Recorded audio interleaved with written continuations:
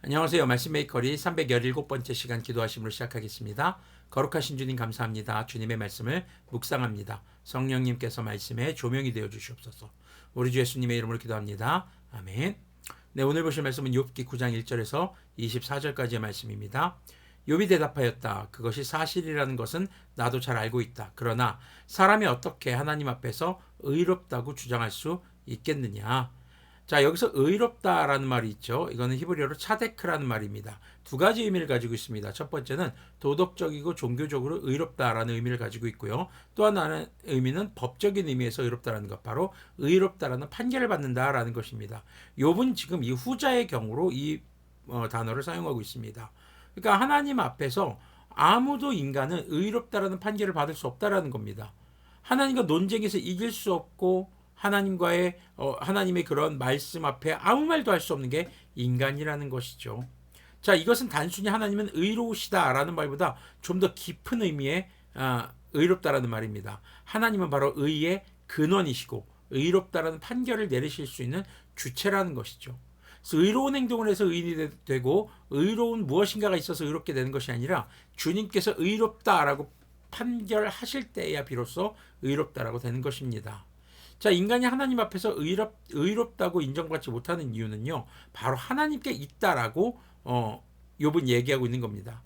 자신이 아무리 주님께 항변한다고 해도 주님과의 논쟁에서 인간은 절대 이길 수 없고, 또 하나님께서 의롭다라고 말씀하지 않으시면 그 어떤 것도 의로울 수 없다라는 것입니다. 천지를 창조하신 하나님은 하나님에 대해서 인간은 주님과 주님의 뜻을 헤아릴 수 없는 그런 놀라운 분이다라고 욥은 고백하고 있는 것이죠. 그런데 이 고백이 단순히 하나님을 찬양하는 것이기보다는 자신이 하나님 앞에 아무것도 할 수 없이 그저 이 고난 가운데 있을 수밖에 없다라는 것을 말하는 것으로 보여집니다. 11절부터 보면요, 하나님이 내 곁을 지나가신다 해도 볼 수 없으며 내 앞에서 걸으신다 해도 알 수 없다. 그가 가져가신다면 누가 도로 찾을 수 있으며 누가 감히 그에게 왜 그러시냐고 할 수 있겠느냐.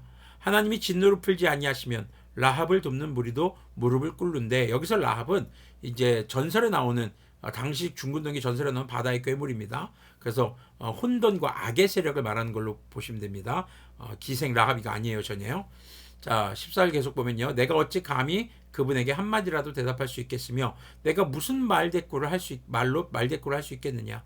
비록 내가 옳다 해도 감히 아무 대답도 할 수 없다. 다만 나로서 할 수 있는 일은 나를 심판하실 그분께 은총을 비는 것뿐이다. 비록 그분께서 내가 말하는 것을 허락하신다 해도 내가 부르짖는 소리를 귀 기울여 들으실까? 지금 하나님 앞에서 욥은 아무것도 할 수 없다. 그냥 주님의 은총만을 바랄 뿐이다 라는 것이죠.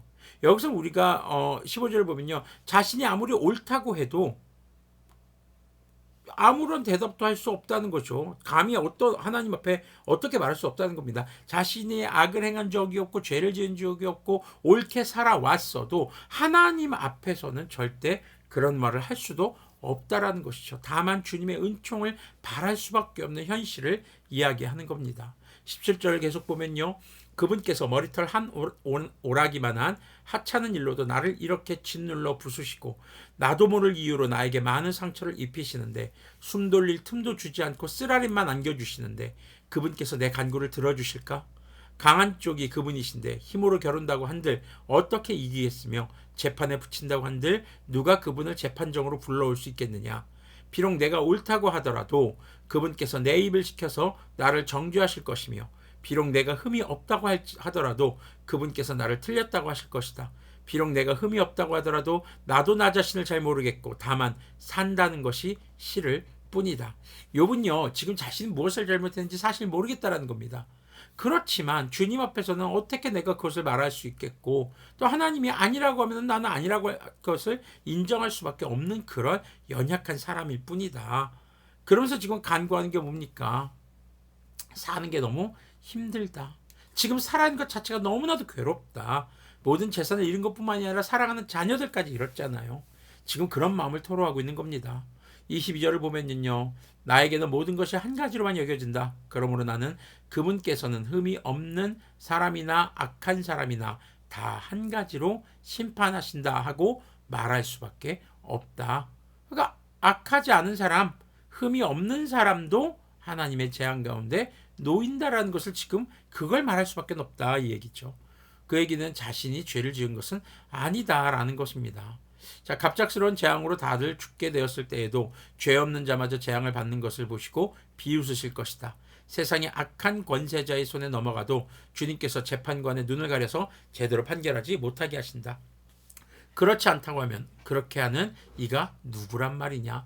하나님이 그렇게 하지 않으시면 어떻게 악한 자들이 심판을 안 받고 의로운 자가 이렇게 재앙 가운데 놓일 수 있겠느냐, 이렇게 지금 얘기하고 있는 것입니다. 사실 욥이 너무나도 힘드니까 하나님 앞에 차라리 날 좀 죽이셨으면 좋겠는데, 날 데려가셨으면 좋겠는데 왜 나를 살아있게 하셔서 이렇게 모진 고통 속에서 힘들게 하시는 걸까라는 불평과 또 안타까움을 얘기하고 있습니다.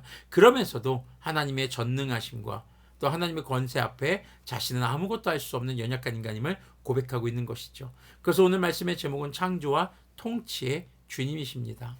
그 창조와 통치의 주님 앞에 우리가 할 수 있는 것은 주님께 은총을 구하는 것뿐, 주님께 우리를 돌아봐달라고 돌봐달라고 하는 것일 뿐이라는 것이죠. 우리가 하나님에 대해서 함부로 평가할 수 없습니다. 사실 성경은요, 하나님의 지극히 일부분만 우리에게 계시해 두신 책입니다. 우리는 하나님에 대해서 알 수 없고 하나님을 정의할 수 없고 하나님을 규정 지을 수 없습니다. 그렇기 때문에 우리는 주님 앞에 겸손해야 합니다. 때로는 우리가 알지 못하는 원인 때문에 고난 가운데 있을 수도 있습니다. 그럴 때 우리가 취해야 할 태도는 주님께 은총을 구하는 것입니다. 그러나 여러분들, 주님 앞에 죽기를 간구하지는 마시기를 바랍니다.